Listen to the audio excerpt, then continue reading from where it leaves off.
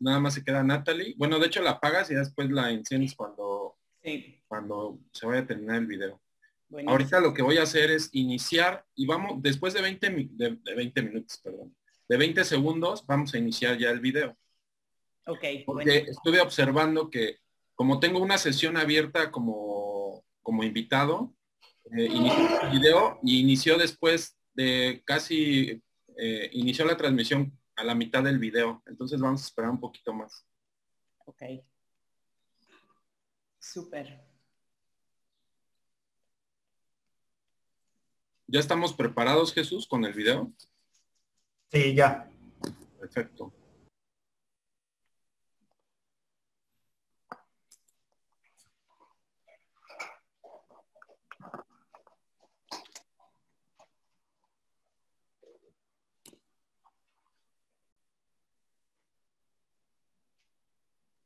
Ok.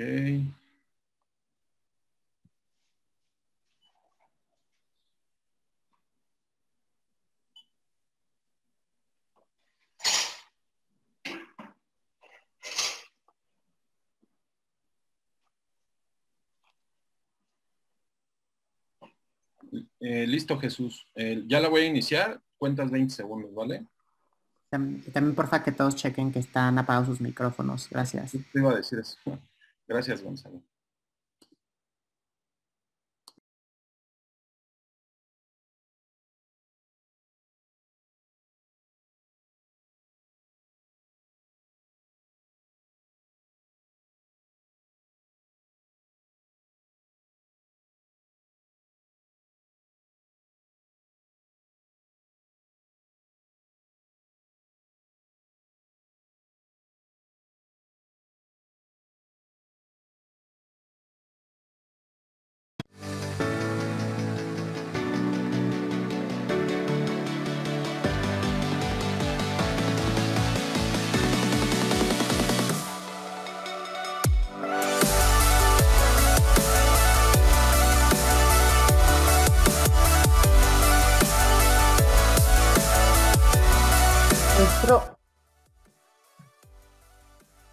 Nous cherchons pour les principaux acteurs dans le graphisme,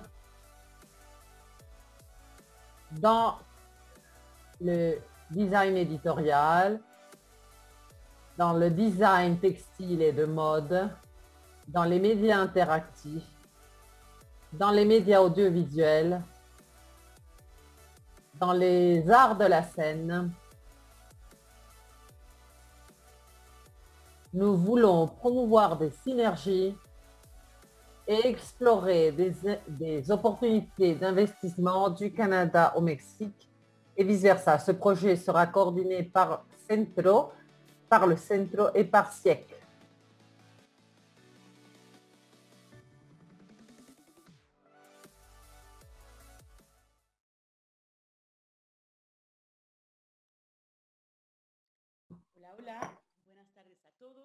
Bonjour, bonjour à tous. Je m'appelle Nathalie Bacchini et je vous accompagnerai pendant ce webinaire en tant que modératrice.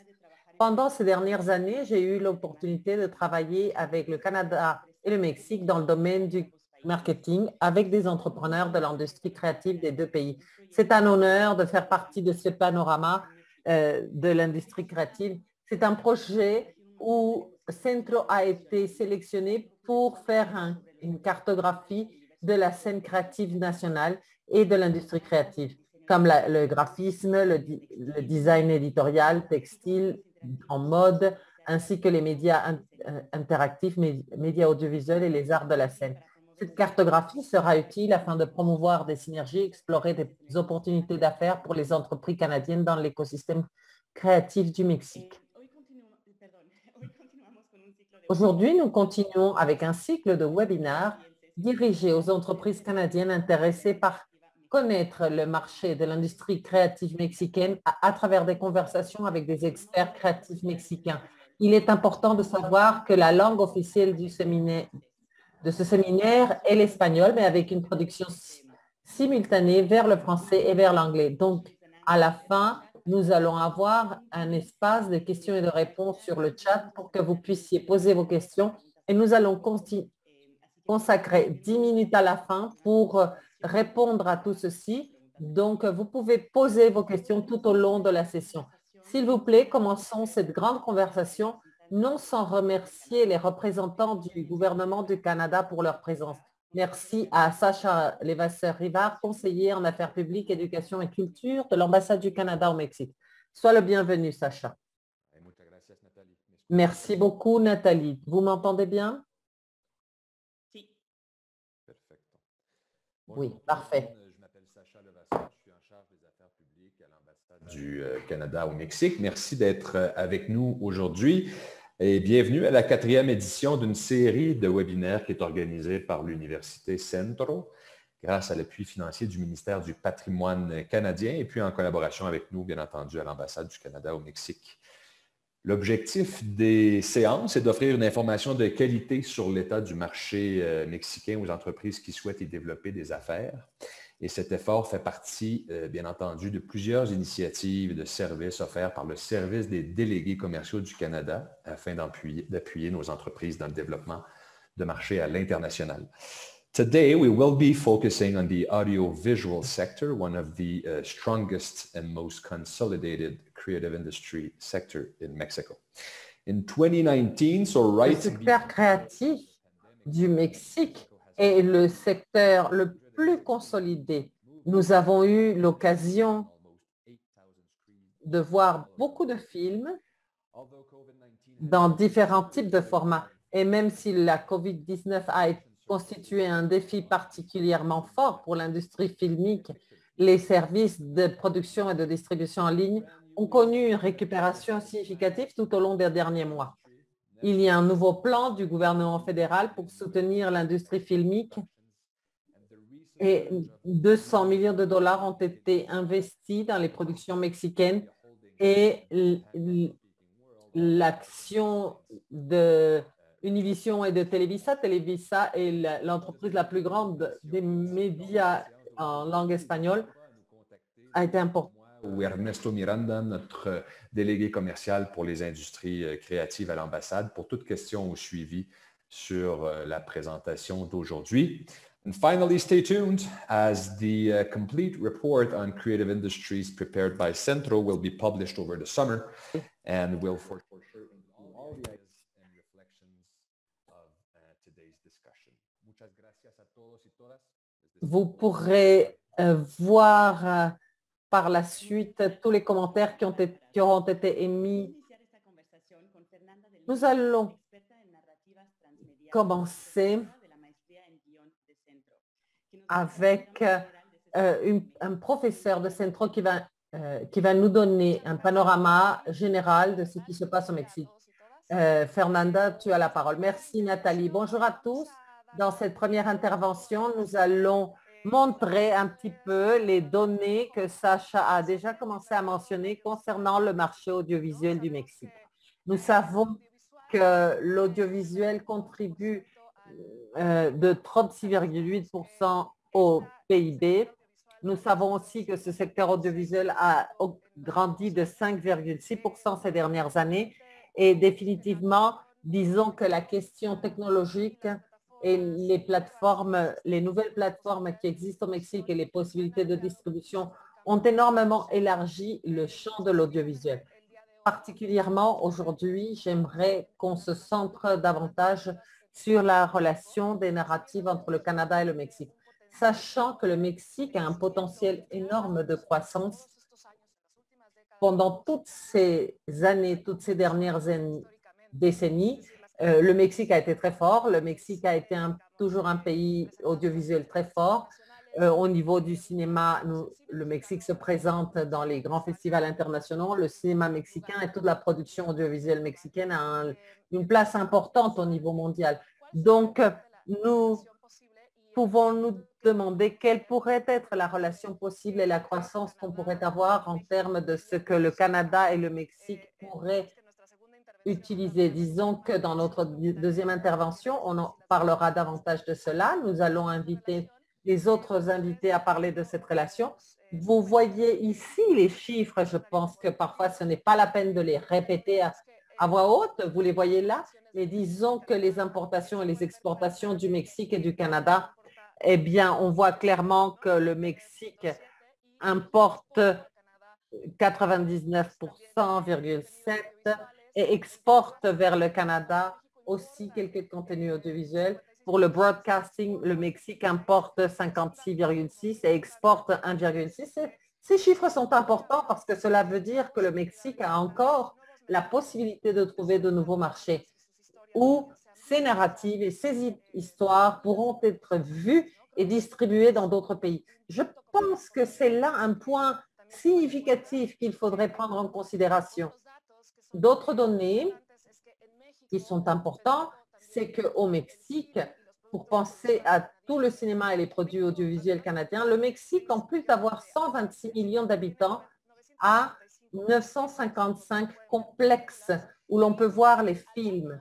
Et par an, 341 millions de personnes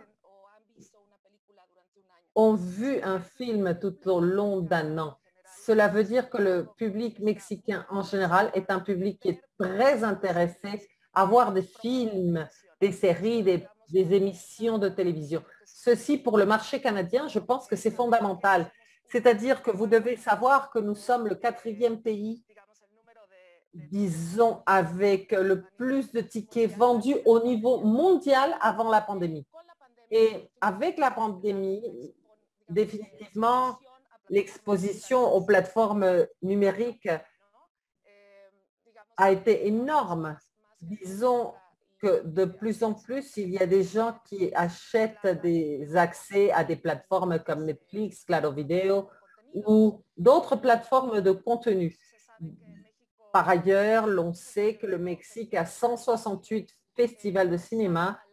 Le Mexique, par an, fait 101 films. Cela veut dire qu'en termes de distribution de narrative et alliance avec le Mexique, il y a encore un champ énorme à explorer, sachant qu'il y a au Mexique tous ces festivals, tous ces espaces pour donner lieu à un échange beaucoup plus, peut-être beaucoup plus spécialisé ou ciblé entre ce que produit le Canada et ce que produit le Mexique. Je pensais, quand je présentais ces données, je me disais qu'on pouvait penser au concept du transfrontalier. Je pense qu'il y a encore beaucoup à faire en termes des thématiques que partagent le Mexique et le Canada, y compris, bien sûr, cette frontière que nous partageons, cette frontière transnationale avec les États-Unis, et aussi ces échanges qui existent entre les travailleurs mexicains qui habitent là-bas et vice-versa. Disons qu'il y a peut-être beaucoup plus d'échanges que ce qui existe apparemment. Donc, il faut mettre l'accent là-dessus. Et peut-être dans la deuxième intervention, on pourra en parler un petit peu plus. Je voudrais en rester là pour le moment. Et peut-être que je laisser Nathalie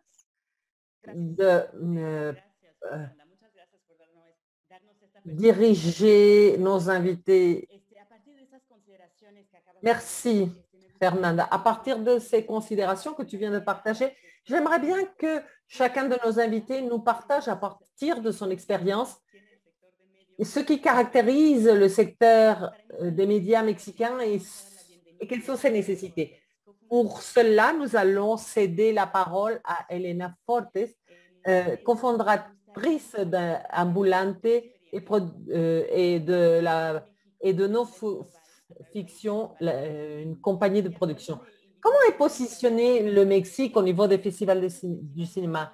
Et comment est-ce que les festivals sont des opportunités pour les créateurs, les producteurs, les industriels canadiens pour qu'ils puissent bien profiter des opportunités que propose le Mexique?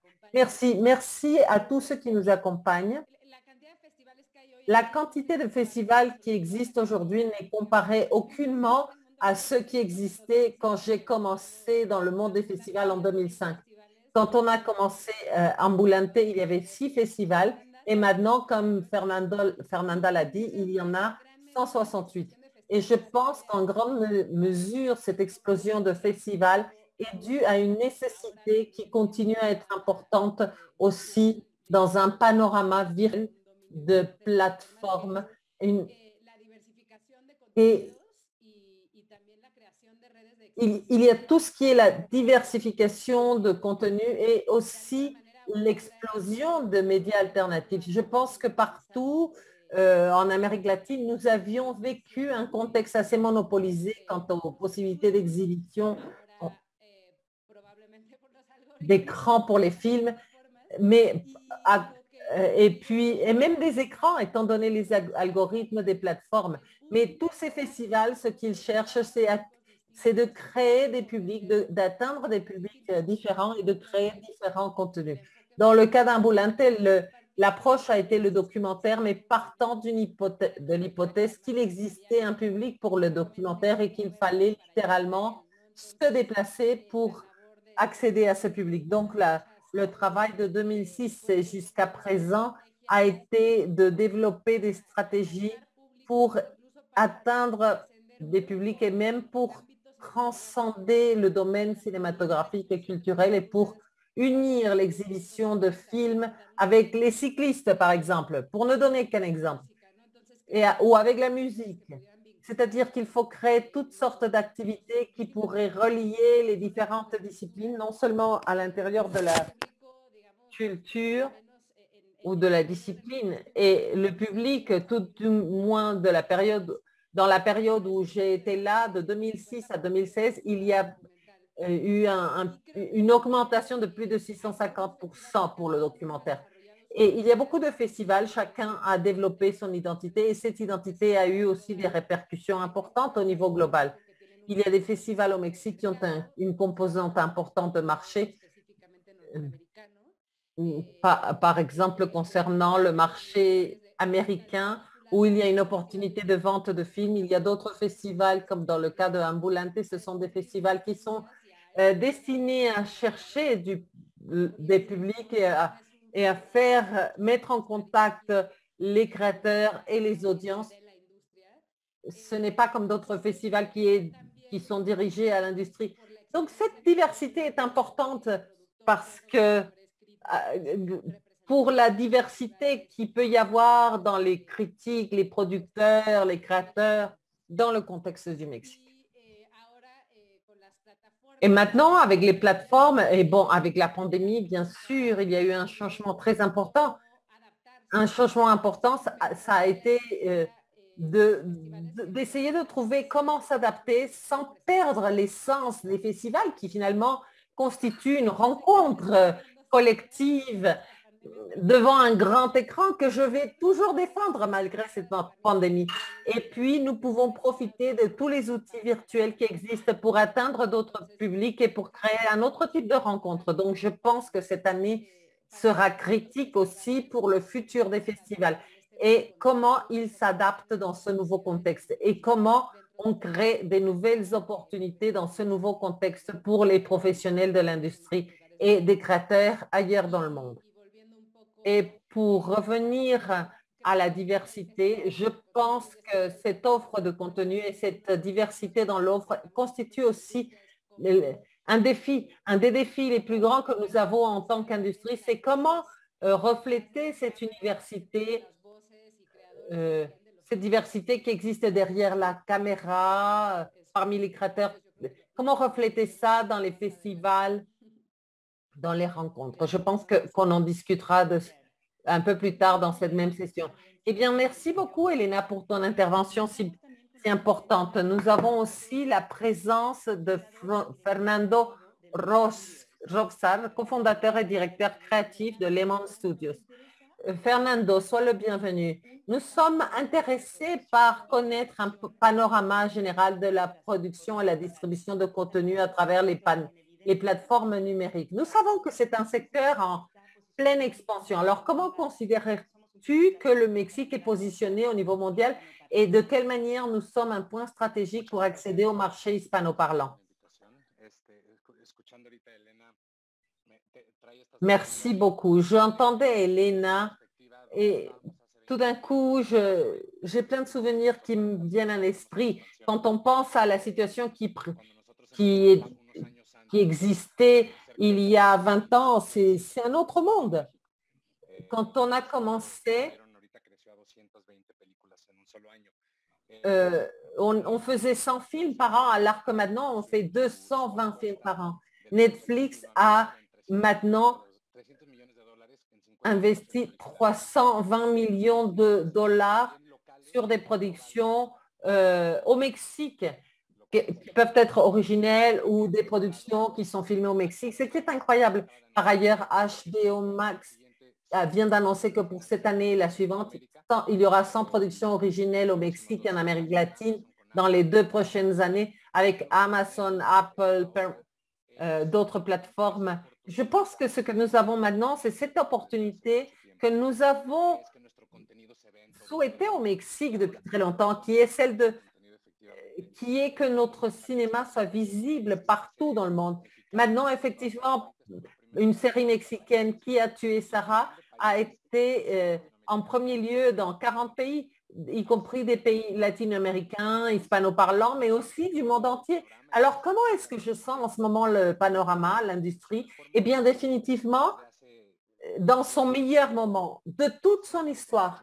Mais je sens que nous avons encore à grandir, nous avons encore beaucoup d'alliances à faire. Je sens que nous sommes encore devant une expansion plus importante. Et surtout, nous sommes en train de créer des ponts. Moi, ce qui me surprend énormément, c'est que nous ayons une alliance si ferme avec beaucoup de choses, et les États-Unis avec le Canada, mais entre le Mexique et le Canada, il manque des ponts, il manque plus de conversations comme celle-ci, plus de tables de discussion, parce que je pense qu'on va se rendre compte qu'on a beaucoup plus en commun que de choses qui nous séparent et qui nous rendent différents. Mais je sens au-delà de tout que le contenu que nous réalisons en ce moment au Mexique pour l'exportation est un contenu qui parle beaucoup qui nous dit énormément à quel point le Mexique est important. La richesse de chaque pays individuel est reçue dans des pays que nous pensions totalement différents à nous. Alors, je pense que ce que nous pouvons offrir aujourd'hui en tant que Mexicains, ce n'est pas simplement des histoires mexicaines. Comme on l'a vu il y a quelques jours, 2 Mexicains ont gagné l'Oscar pour le meilleur son. Nous avons vu des réalisateurs et des photographes mexicains gagner des festivals dans le monde entier. Nous avons vu que le talent est quelque chose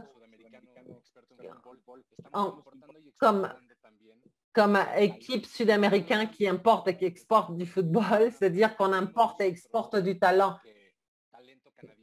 Nous voulons également que le talent canadien vienne au Mexique et voit toute la richesse qu'il y a pour venir raconter ici des histoires, mais qui voit aussi le talent.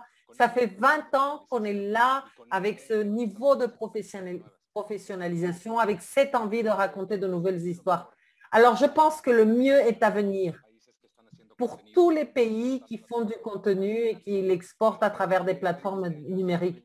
Mais bien évidemment, cette année a aussi été une année très dure pour le cinéma. Mon cœur s'est brisé quand j'ai su que Bud Light avait fait faillite, et aussi Pacific Leaders et ainsi ce débat pour survivre. Ici, Cinemex se débat aussi, Cinépolis aussi. Toute l'industrie du cinéma est agonisant. Tous les cinémas, mais le cinéma continue à être un lieu important où on reviendra avec nos familles, nos amis, pour aller voir le cinéma du monde entier. Alors moi, j'aimerais beaucoup voir plus de cinéma canadien dans les salles mexicaines et plus de cinéma mexicain dans les salles canadiennes. Eh bien, merci beaucoup, Fernando, pour ta vision, ta passion, ta sensibilité. Pour clôturer ce premier bloc qui nous a donné un panorama général, nous allons entendre José Miguel Alvarez, coordinateur technique de InCine, qui nous donnera la vision panoramique du secteur audiovisuel mexicain depuis une perspective institutionnelle. Bienvenue, José Miguel. Bonjour à toutes les entreprises canadiennes représentées dans cet événement et bonjour à tous mes camarades dans le panel. Je représente l'INCINE, l'Institut mexicain de cinématographie, qui est l'organisme public responsable de promouvoir le cinéma mexicain. Du point de vue cinématographique, on n'a pas encore un institut audiovisuel, mais on va dans ce sens. Donc, on a parlé de toutes les données qui parlent du secteur de la bonne santé de l'industrie audiovisuelle dans le pays. Le cinéma a grandi de 2,6% dans le cinéma et de 6% pour la dernière année et plus de 6% dans les dernières années. Ça crée énormément d'emplois et nous avons des chiffres qui parlent de sa force. Évidemment, nous sommes dans un contexte de pandémie très difficile, mais comme on l'a déjà dit, nous sortirons de cette crise. On a démontré que l'industrie cinématographique ont une capacité de résilience énorme et je suis certain que nous sortirons de cette crise à très court terme. En 2019, on a fait 296 longs métrages et parmi ceux-ci, 105, c'est-à-dire 45%, ont été faits sans soutien public, ce qui arrive pour la première fois. Dans les années précédentes, il y avait une plus grande proportion de films produits avec des fonds publics, plus que ceux qui avaient été produits par le secteur privé, ce qui montre bien la santé du cinéma dans le pays. Selon l'UNESCO, les pays qui produisent le plus en cinéma sont aussi ceux qui misent davantage depuis les fonds publics pour la production. C'est le cas du Mexique, c'est aussi le cas du Canada. Nous sommes des pays qui reconnaissons l'importance et la valeur des industries créatives et dans le cas du cinéma, nous avons des fonds pour les soutenir dans toutes ces phases et dans toutes ces étapes. Quant à la diffusion de cinéma mexicain, nous avons aussi de bonnes nouvelles. En 2019, nous avons vendu 2 millions de tickets, ce qui représente 10% des tickets vendus dans le pays. C'est un chiffre record de l'industrie de notre pays. Donc apparemment, le cinéma mexicain se rencontre de nouveau avec son public, comme à l'époque du cinéma d'or, à l'époque d'or du cinéma mexicain. Nous donnons des soutiens à la production dans toutes les étapes, depuis la création jusqu'à la diffusion en salle. Nous avons un soutien pour la formation, pour les ateliers, pour la formation audiovisuelle et quant à la production, nous sommes dans une première. Nous avons un nouveau programme de soutien qui s'appelle le FOCINE, programme de promotion du cinéma mexicain, où il y a 9 programmes de promotion pour cinéma, pour la production de cinéma, pour cinéma d'enfants, court-métrage, long-métrage. Enfin, c'est tout à fait divers. Les soutiens que nous donnons à travers les fonds sont très divers. Et puis, nous avons le grand moteur du cinéma mexicain qui est le stimulus fiscal FICINE qui donne chaque année 40 millions de dollars canadiens à la production et à la post-production de longs métrages, de documentaires fiction et d'animation. Nous avons aussi des soutiens pour la diffusion en salle à travers ce même programme et FICINE Distribution pour que le public mexicain parvienne à ses publics, atteigne ses publics. Je le dis parce que ces fonds sont ouverts pour la coproduction internationale avec nos amis canadiens et d'autres pays. Merci beaucoup, José Miguel. Pour ouvrir la deuxième partie de cette intervention, j'aimerais partager d'autres données par rapport à l'industrie audiovisuelle. Comme le disait José Miguel, il y a un soutien d'IMCINE et d'FICINE. Donc, il pourrait y avoir un soutien mixte, c'est-à-dire qu'il pourrait y avoir un soutien privé et public. L'IMCINE est une institution publique et ce qui est intéressant, c'est que, disons, l'investissement privé dans le secteur audiovisuel du Mexique, comme vous pouvez le voir sur le graphique, représente presque 50% de l'investissement, ce qui veut dire que le secteur audiovisuel, cinéma, plateforme, télévision, disons, reçoit et est construit à partir de l'investissement privé. Par ailleurs, je voudrais parler un petit peu de la télévision et des plateformes audiovisuelles.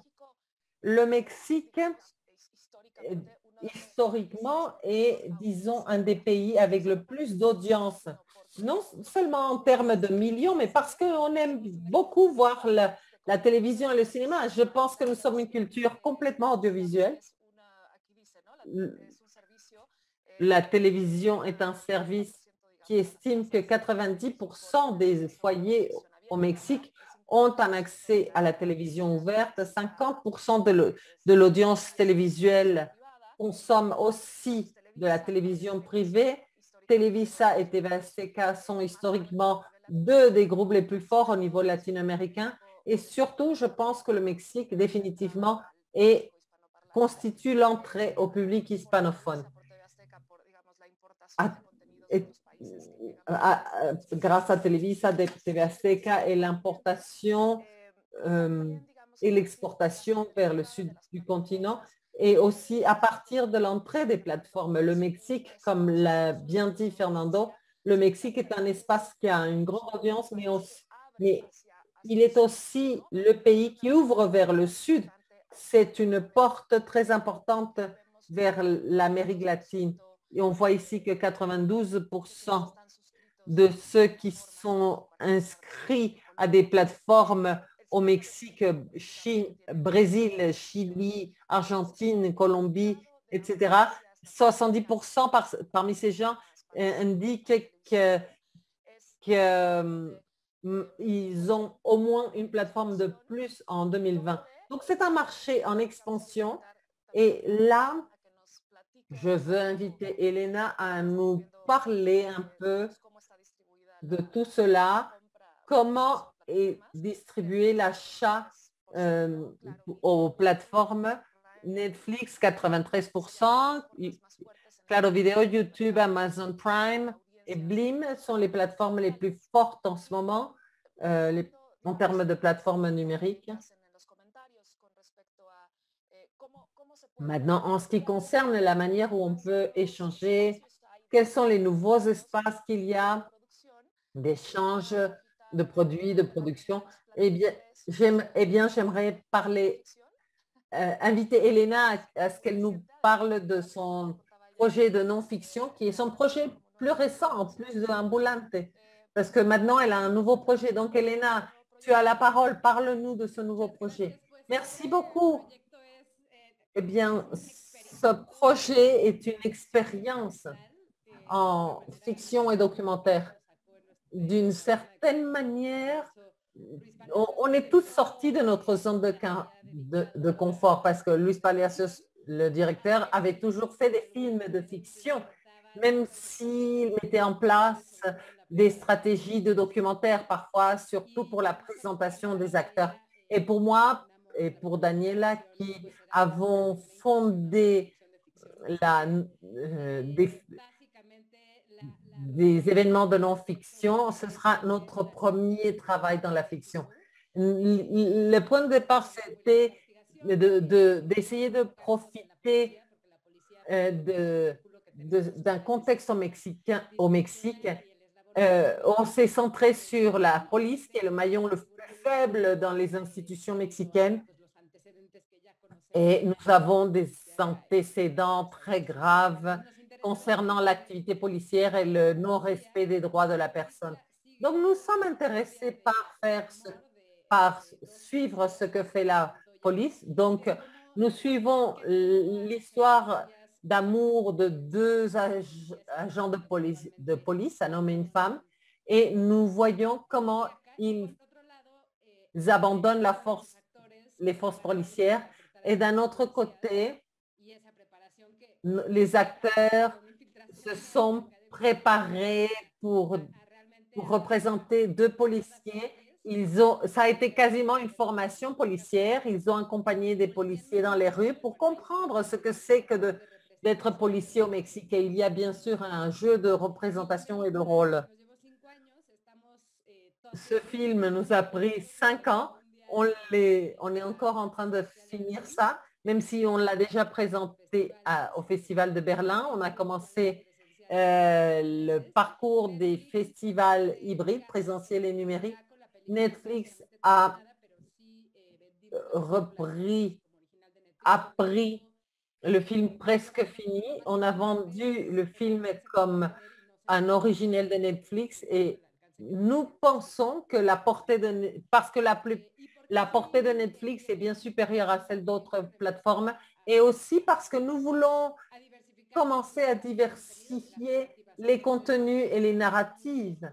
Donc, nous avons beaucoup aimé cette possibilité et voilà le chemin où nous en sommes avec les autres productions que nous avons réalisées aussi avec Netflix. Ça a été 5 courts-métrages documentaires avec 5 cinéastes mexicains ou une vidéo de Lorena,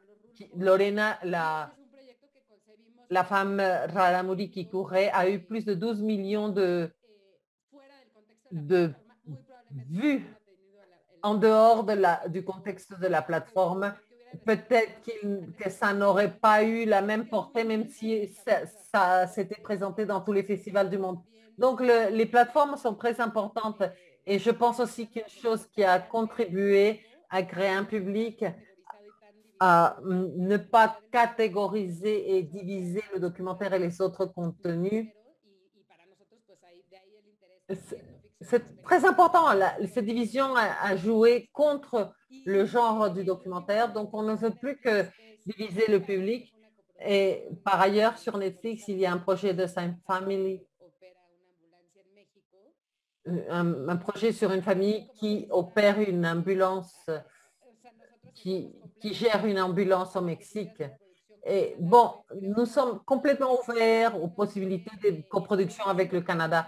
Il ne faut pas uniquement penser en termes de où est-ce qu'on va voir ce film, quel est le contenu, la narrative, mais aussi le talent qu'il y a au Mexique. Par exemple, dans ce dernier travail, nous avons participé dans une partie du tournage, mais aussi tout le talent de son et de post-production en général. Tout ça s'est fait au Mexique. Donc, je pense que le Mexique a un grand potentiel et je pense qu'on peut explorer encore bien d'autres possibilités.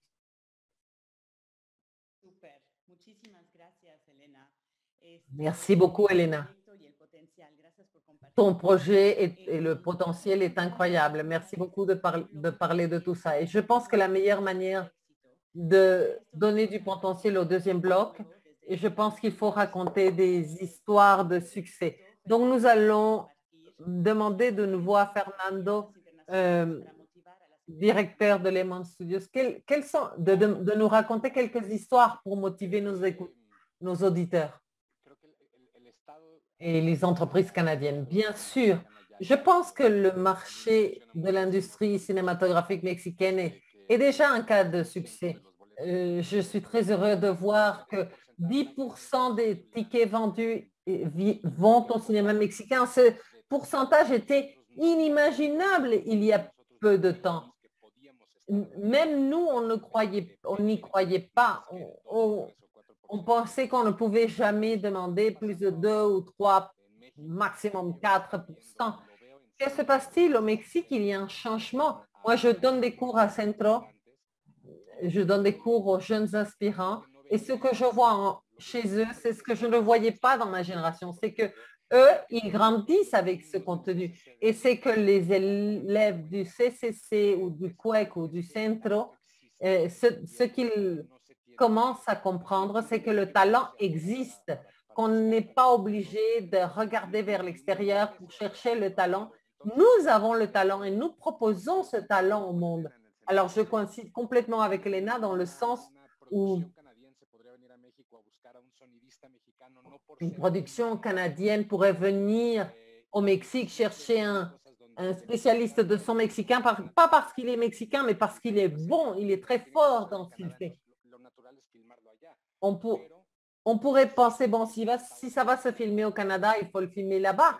Mais il existe aussi cette autre possibilité qui est simplement de prendre en considération le talent, le professionnalisme créatif. Et c'est ce que ça nous permet en tant que pays, c'est que les gens qui vont nous accompagner, la zone des gens qui peuvent nous aider s'élargit. Nous commençons à chercher des coproductions Nous avons commencé à chercher ces collaborations depuis qu'on a commencé à faire des films il y a 15 ans. Notre premier partenaire, ça a été l'Espagne. Et ce qui s'est passé en Espagne, ça a été quelque chose de très intéressant. Ce que nous sommes parvenus à avoir, c'est nous sommes parvenus à avoir de nouveaux yeux, à connaître une autre industrie qui opère avec d'autres règles pour ne pas nous restreindre à la manière dont fonctionnent les choses au Mexique. Les chiffres de IMCINE, dont on a parlé tout à l'heure, est dû au fait que nos cinéastes ont voyagé, ont connu ce qui se faisait dans d'autres pays, ont vendu dans d'autres pays.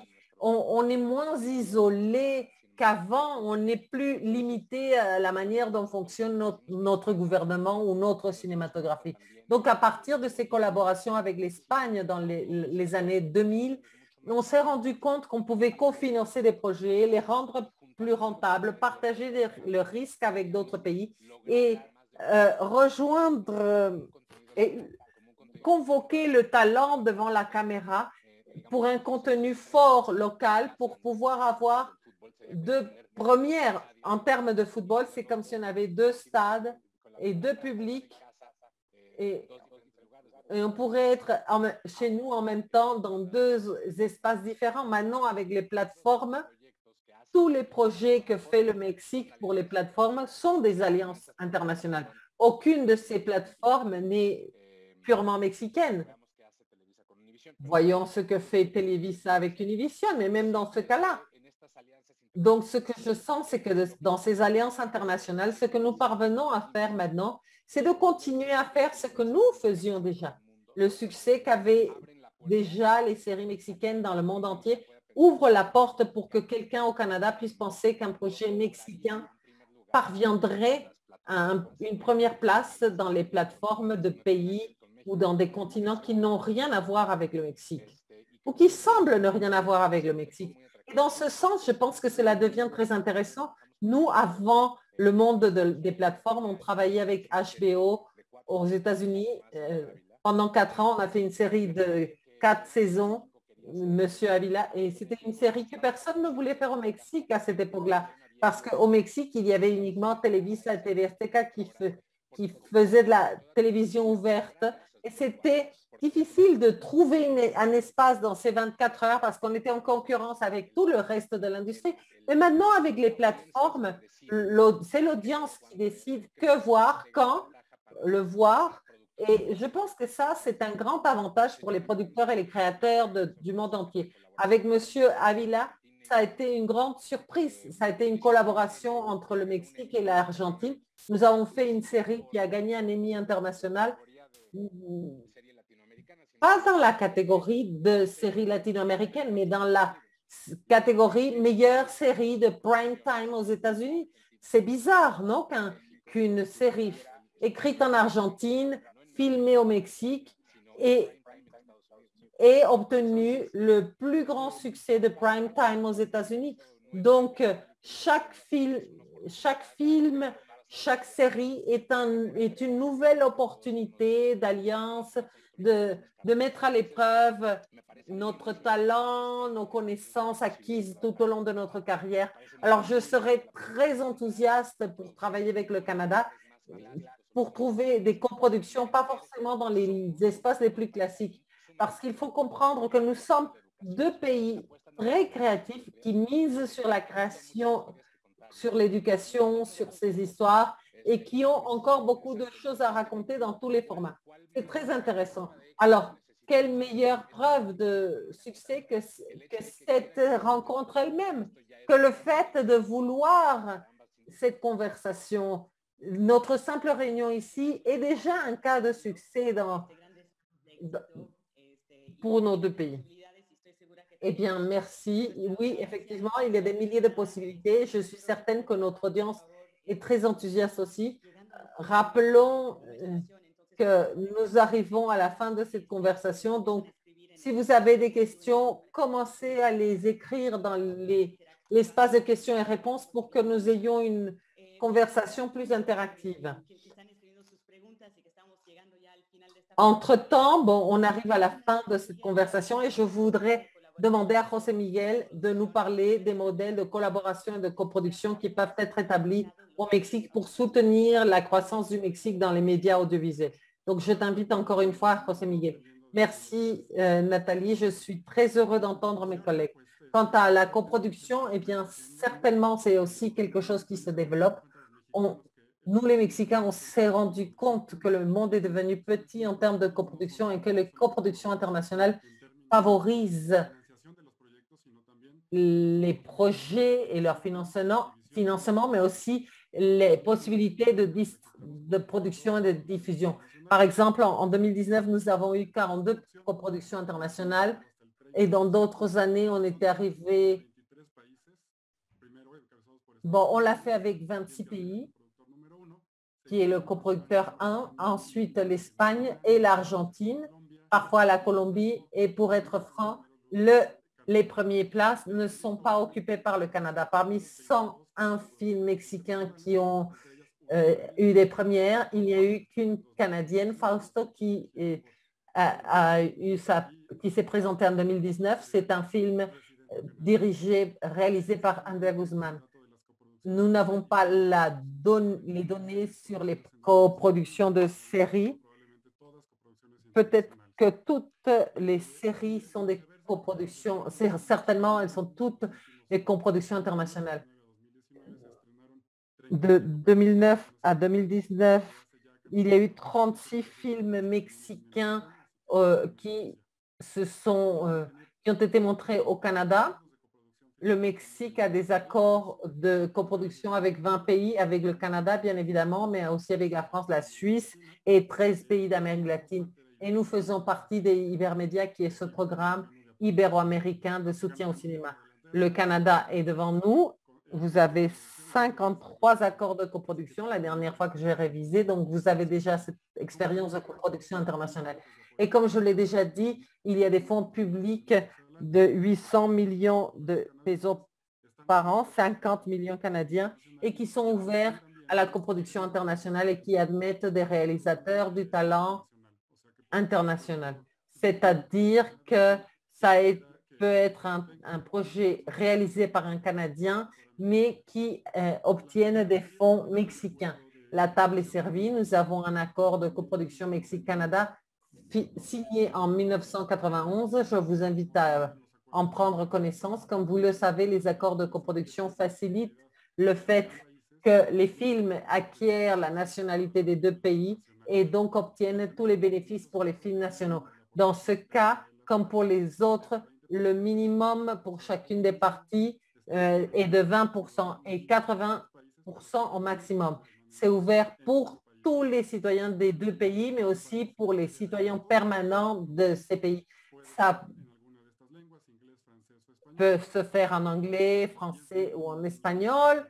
Bref, je vous invite à connaître les détails. Nous sommes dans un effort pour moderniser cet accord afin de le rendre plus accessible, plus attirant, parce que certainement, il n'a pas été fréquemment utilisé.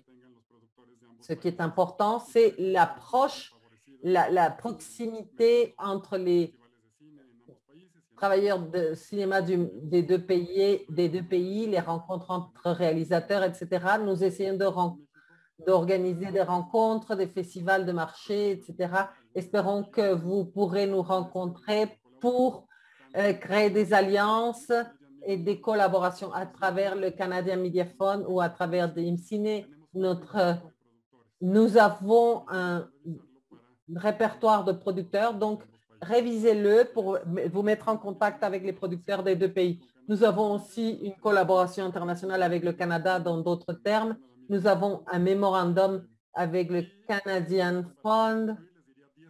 Et pour conclure, je vous dirai 10 choses pour lesquelles je vous dirais de travailler avec le Mexique. 1, le talent. Le talent, on en a de trop. 2, notre industrie cinématographique est robuste. 3, nous avons une grande diversité de paysages et d'environnements culturels qui sont des locations merveilleuses. 4, l'infrastructure est d'avant-garde, de grandes équipes de post-production. 5, notre géographie est stratégique, elle est accessible. Il y a beaucoup de vols vers le pays. 6, nos prix sont compétitifs grâce au taux de change. 7, les fonds mexicains sont ouverts à la coproduction. 8, nous avons des commissions dans les États qui vous accompagneront.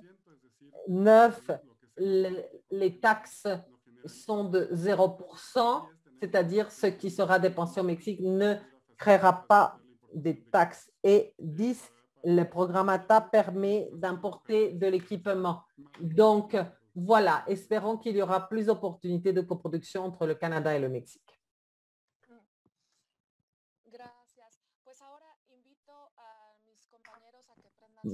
Eh bien, j'invite maintenant tout le monde à allumer, enfin, à tous les intervenants, pardon, j'invite tous les intervenants à allumer leur caméra pour l'espace de questions et de réponses. Comment créer cette synergie? Je pense qu'il est important de comprendre les similitudes culturelles entre le Canada et le Mexique. C'est-à-dire que si la table est servie, si les deux pays sont intéressés, si l'infrastructure pour le faire existe, si le Mexique est en expansion, la question qui me semble-t-il est très importante par rapport au thème est importante. C'est-à-dire comment comprendre que le Canada et le Mexique ont une expérience thématique et culturelle similaire. C'est-à-dire, au lieu de penser comme on y pensait avant, j'aime bien quand Fernando parle de cette question de avant et maintenant. Je pense qu'il y a 2 caractéristiques très importantes par rapport aux industries créatives au Mexique. Un, que nous nous sommes rendus compte de la diversité culturelle, mais aussi en termes des contenus. C'est-à-dire que les histoires au Mexique ne se centrent pas uniquement dans l'activité nationale, mais en termes de contenu, les histoires qu'on peut raconter depuis le Mexique et qui existent au Mexique sont complètement multiculturelles, c'est-à-dire que le Mexique est un pays complètement hétérogène, beaucoup plus hétérogène. Et les Canadiens qui vivent ici peuvent s'en rendre compte, le Mexique n'est pas un pays qui ne parle que de 3 thèmes. Nous avons des thèmes infinis. Et on peut dire la même chose pour le Canada. Le Canada est un pays multiculturel, multilinguistique, comme le Mexique. Donc, une proposition que j'aimerais laisser sur la table a trait à la co-création de scénarios. Ce serait très intéressant de commencer à créer des contenus croisés, c'est-à-dire des contenus avec des histoires et qui arriveraient au Canada et au Mexique, qui seraient réels et qui rendent compte d'une multiculturalité dans les 2 pays. Alors, disons que les industries sont d'accord, les possibilités existent et maintenant, il faut commencer à tisser des ponts. Et je pense que les histoires sont ceux qui peuvent commencer à tisser cette relation beaucoup plus proche entre le Canada et le Mexique, qui ensuite, à l'avenir, on peut élargir comme au niveau des audiences. C'est une opinion finale et donc, je ne sais pas si mes commentaires, mes collègues veulent faire d'autres commentaires. Eh bien, ce que tu dis est très intéressant. Tout commence effectivement avec l'idée, l'histoire, le scénario, s'il y a un scénario. Et peut-être qu'un bon commencement de la construction de ce pont existe en plus de la création de nouvelles histoires, mais aussi il y a une espèce de pont où l'on peut partager les histoires que nous avons déjà, que nous connaissons déjà.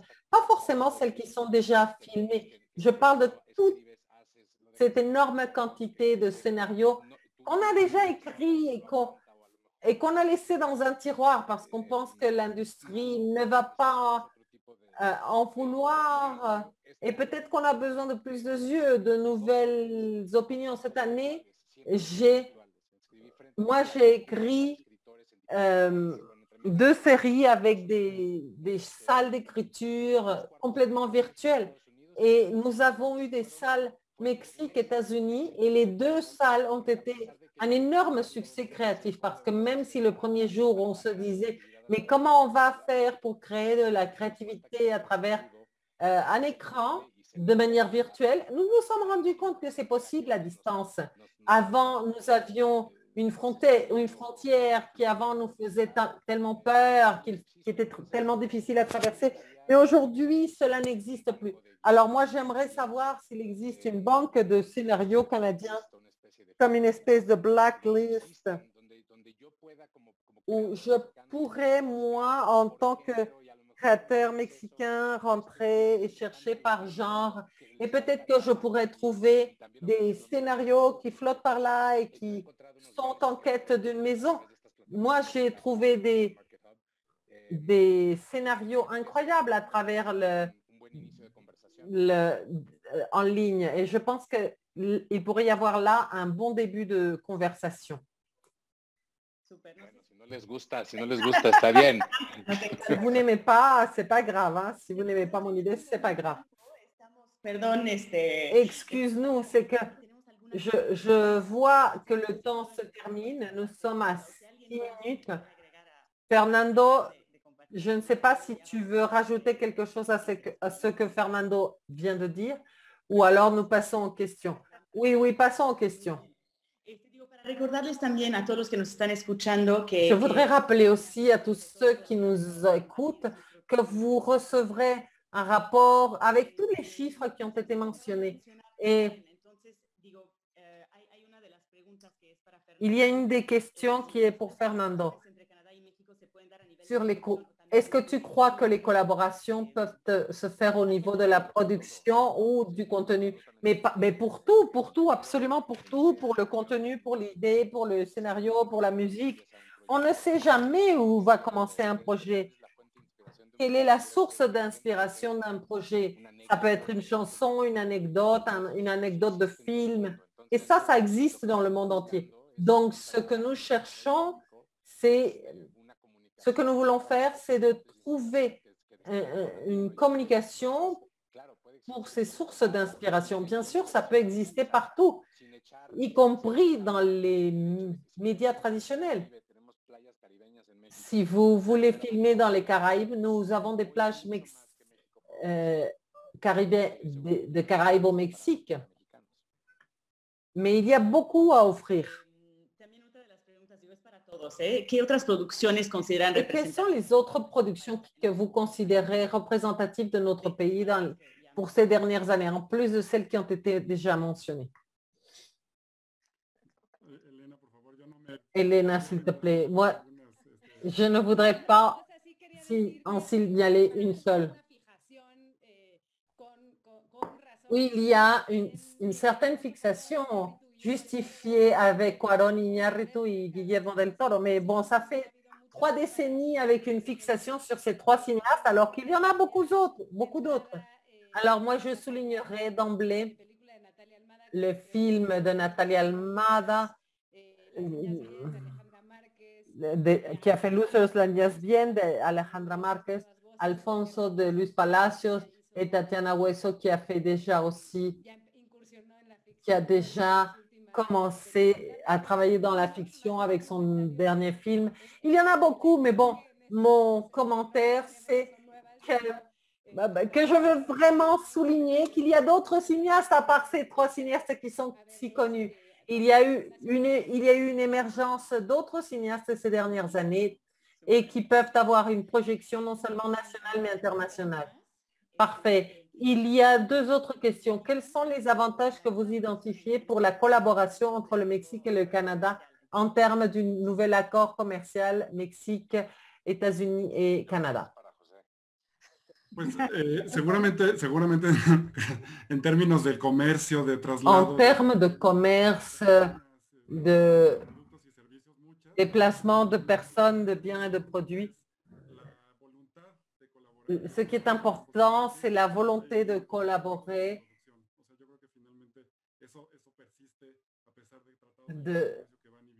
C'est cela qui persiste au-delà des accords de libre-échange qui vont et qui viennent. Le Canada fait une grande promotion de ses productions culturelles et créatives. Le Mexique doit faire de même. Et j'espère qu'au niveau des douanes,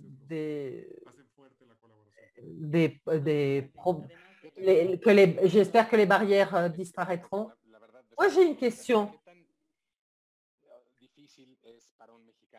Est-ce que c'est difficile pour un Mexicain de travailler dans un projet pour partir étudier, travailler, et à quel point c'est difficile pour un Canadien au Mexique? C'est toujours un thème entre les États-Unis et le Mexique, par exemple. Mais quelle est la situation avec le Canada? Eh bien, ça, il faudrait en parler à l'ambassade. C'est un peu compliqué comme question, mais je ne sais pas si mon collègue Ernesto est par là pour parler un peu de ce détail.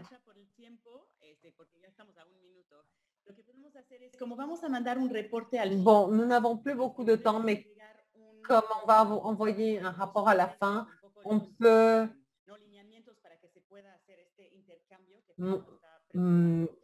aussi envoyer les orientations nécessaires de ce qu'il faut faire pour